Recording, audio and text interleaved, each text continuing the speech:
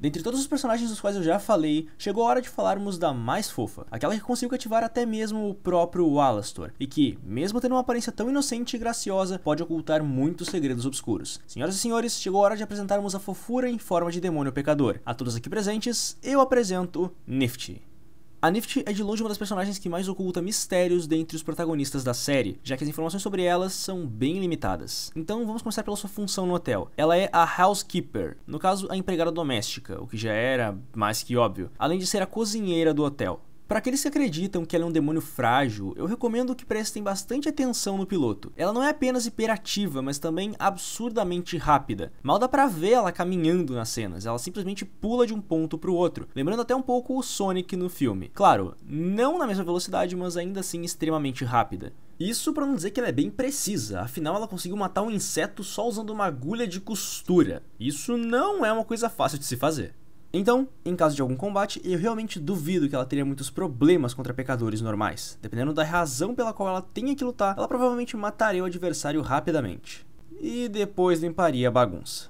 Uma parte bem clara da personalidade dela é que ela odeia sujeira. Claro, preferir manter as coisas limpas é algo bem comum, mas o nível dela pode chegar a ser assustador. Cerca de 30 segundos no hotel e ela já estava limpando a bagunça. Se bem que isso não é tão incomum se a gente olhar a época da qual ela veio. Eu sei que muita gente aqui já sabe disso, mas só pra ressaltar, a data de morte em Hazbin Hotel, diferentemente de vários outros meios e histórias que contam sobre almas dos mortos, interfere muito no personagem. É só levar em conta o que a própria Visipop já nos disse, que o Angel e o Alastor são dois dos personagens mais difíceis de serem escritos, em grande parte devido à época a qual cada um deles pertencia. Um ponto interessante aqui para todos os, entre aspas, fãs de lolis, que eu sei que estão vendo esse vídeo, é que a Nifty morreu quando ela tinha 22 anos. Então sim, meus caros espectadores, ela é totalmente legal, totalmente por dentro da lei. E por conta desse fato, eu sei que o FBI não vai explodir a minha porta pela 5ª vez essa semana. Eu quase desisti de gravar esse vídeo por conta das interrupções deles. Mas onde é que eu tava? Ah, sim. Agora vamos falar da vida da Nifty. Ela morreu nos anos 50, quando tinha seus 22 anos. Uma mulher muito jovem. Mas um ponto que a gente não pode esquecer são as características da época na qual ela nasceu e na qual ela viveu. Uma época na qual a mulher tinha como principais objetivos ser uma dona de casa dedicada, encontrar um marido, servir ao seu marido, entre outras coisas. E isso até poderia explicar um pouco a obsessão dela com limpeza. Afinal, uma dona de casa tinha como uma das suas principais funções manter o lar sempre limpo e organizado, o que a vimos fazendo assim que chega ao hotel. Então, ela basicamente teria sido criada desde pequena para que encontrasse um marido e fosse uma, entre aspas, mulher exemplar, seguindo assim os padrões de beleza e comportamento das mesmas, o que explicaria a sua aparente obsessão por homens.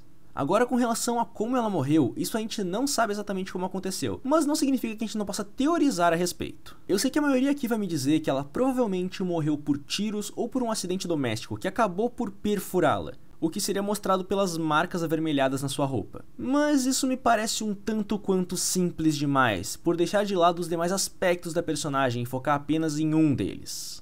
Como eu mencionei anteriormente, ela provavelmente foi criada para seguir os padrões de beleza da sua época, os quais eram bem perigosos, porque não era incomum que naquela época, para as mulheres, se buscasse a beleza arriscando a própria vida.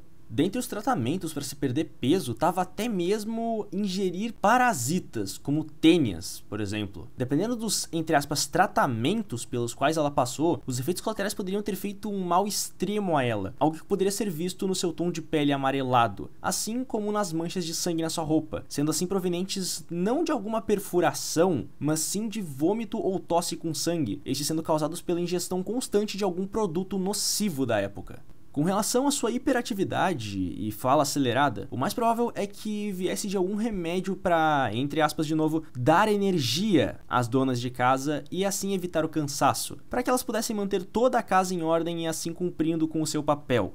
Só para não deixar de lado, com relação à sua aparição em meio às chamas na lareira quando o Alastor a invoca, possivelmente também uma referência a um dos procedimentos da época, no caso, aqueles que se utilizavam de radiação e podiam acabar tendo queimaduras como seus efeitos colaterais. Agora, referente à sua aparência de criança, nós temos duas opções. A primeira seria que ela tivesse tido síndrome de Turner em vida. E essa doença tem entre os seus sintomas a estatura baixa, puberdade atrasada e dificuldade de aprendizagem. E algo que dá mais força à teoria de que ela tinha essa síndrome é o fato de que a própria Faustice já mencionou que a Nift não é muito inteligente e o Alastor reconhece esse fato.